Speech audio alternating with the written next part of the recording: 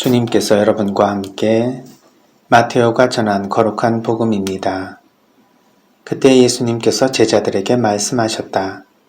너희 가운데 두 사람이 이 땅에서 마음을 모아 무엇이든 청하면 하늘에 계신 내 아버지께서 이루어 주실 것이다. 두 사람이나 세 사람이라도 내 이름으로 모인 곳에는 나도 함께 있기 때문이다. 그때 베드로가 예수님께 다가와 주님, 제 형제가 저에게 죄를 지으면 몇 번이나 용서해 주어야 합니까? 7번까지 해야 합니까? 하고 물었다. 예수님께서 그에게 대답하셨다. 내가 너에게 말한다.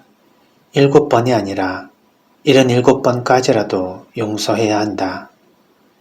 주님의 말씀입니다. 그리스도님 찬미합니다. 참 예수님, 오늘 예수님께서는 용서를 얼마큼 해야 되는지 말씀해 주십니다.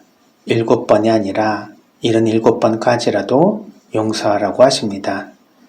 예전에 공동번역에서는 7번씩 70번이라도 용서하라는 말씀을 기억하시는 분들은 성경 말씀이 번역이 틀려졌나? 아니면 말씀 자체가 달라진 것인가? 의구심을 가질 수도 있을 것입니다. 실제로 개신교 성경에는 7번씩 70번이라고 표기가 되어 있습니다. 그렇다면 가톨릭 성경은 77번 용서하면 되는 것이고 개신교는 490번 용서하면 되는 것인가? 이런 생각을 하게 되는 것이죠. 그러나 우리가 잘 알듯이 7이라는 숫자는 완전히 끝까지 온전히라는 원래의 의미가 있기 때문에 이게 7번이든 77번이든 7번씩 70번이든 이게 중요한 것이 아니라 온전하게 끝까지 용서하라는 의미가 있다는 것을 아는 것이 중요하겠죠. 실제로 그 가톨릭 성경의 그 기본적인 그 번역으로 사용되었던 원본은 라틴어 불가타 성경입니다. 이 불가타 성경에서 그 라틴 말은 7번씩 70번까지로 번역될 수도 있고요. 77번까지로 번역될 수도 있습니다. 그래서 두 가지 다 해석이 가능하다는 것이죠. 그러나 이 해석을 어떤 것이 맞느냐를 중요하게 그렇게 생각하지 않아도 되는 것은 완전히 끝까지 용서하라는 의미가 여기 있다는 것을 알기 때문에 그렇습니다. 우리는 용서를 왜 완전히 끝까지 해야 합니까? 그것은 용서가 한 번으로 끝나지 않는, 즉 유일회적으로 완성되는 개념이 아니기 때문에 그렇습니다. 내가 누구로부터 상처를 받았을 때 그 상처받은 사람을 미워하는 마음이 있다고 해봅시다. 그 사람을 용서한다고 했을 때 이제부터 나 용서할 거야 라고 말한다고 용서가 되는 게 아니라는 것이죠. 내가 그런 마음을 가졌다 하더라도 어느새 며칠이 지나면 또 다시 미운 마음이 일어날 수도 있고 또 똑같이 되갚음 행동을 하고 싶은 마음도 생길 수 있습니다. 그랬을 때 나는 용서가 안 되는 사람인가 봐. 나는 용서를 못하는 사람인가 봐. 나는 용서할 수 없는 사람인가 봐. 여러 가지 생각을 하게 되고 그러다 보니 신앙인처럼 느껴지지 않아서 신앙인으로서 하나님 앞에 서기도 두렵고 그리고 자격이 없다 생각할 수도 있습니다. 그러나 용서는 이러한 과정을 다 포함하는 전적으로 끝까지 인생의 마지막 순간까지 해나가는 과정이라는 것을 이해할 수 있습니다. 이것이 바로 77번까지라도 그러니까 77이라고 하는 것은 완전한 숫자이잖아요. 우리는 죽을 때까지 계속해서 끊이지 않고 지속적으로 용서의 과정을 걸으라는 의미일 것입니다. 즉 미운 감정이 생기고 또 화나는 감정이 계속 생기고 상처가 다시 올라온다 하더라도 계속해서 용서의 과정을 걷는 것이 용서라는 것이죠.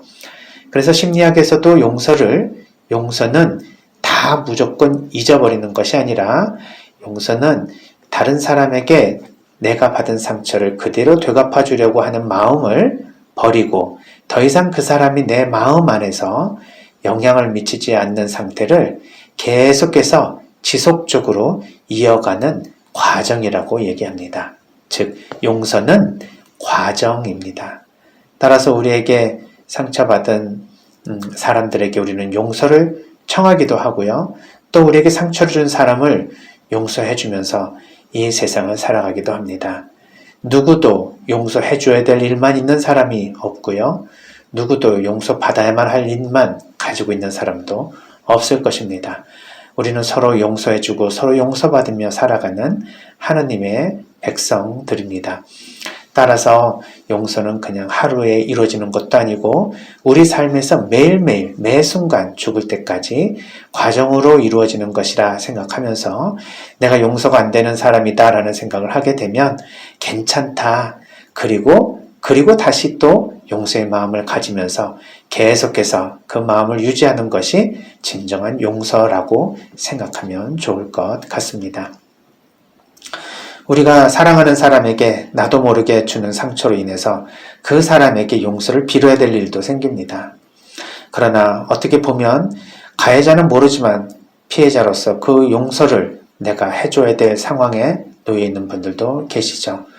일부러 상처를 주기도 하지만 대부분 지혜가 부족해서 그리고 남들보다 삶을 바라보는 관점이 너무 빈약해서 본의 아니게 상처를 주는 경우들도 많습니다. 이렇게 무명에 빠져있는 우리의 백성들은 실질적으로 다른 사람에게 상처를 주는 삶을 더 많이 살아갈 수밖에 없는 것이죠. 이런 상황에서 우리 모두 다 지혜롭게 깨어있는 삶을 살아야 되는데 아직도 우리는 깨쳐가는 삶을 살아가기에 서로에게 상처를 주고 또 용서를 청해야 될 사람들로 살아가는 것 같습니다. 큰 마음으로 우리가 서로 화해하고 용서할 수 있다면 그것이야말로 하나님을 따르는 사람들의 표징이요 하나님 나라를 건설하는 가장 중요한 길임을 다시 한번 확인하면서 오늘도 우리에게 상처를 준 많은 분들, 그분들을 우리가 용서하는 마음으로 기도해주고 또 내가 본의 아니게 상처를 준 분들에게 내가 용서를 청할 수 있는 겸손한 마음, 용기 있는 마음을 가졌으면 좋겠습니다. 서로 용서하고 화해하는 그런 가운데 우리가 주님의 사랑을 더욱더 깊이 깨달을 수 있는 하루가 되었으면 좋겠습니다.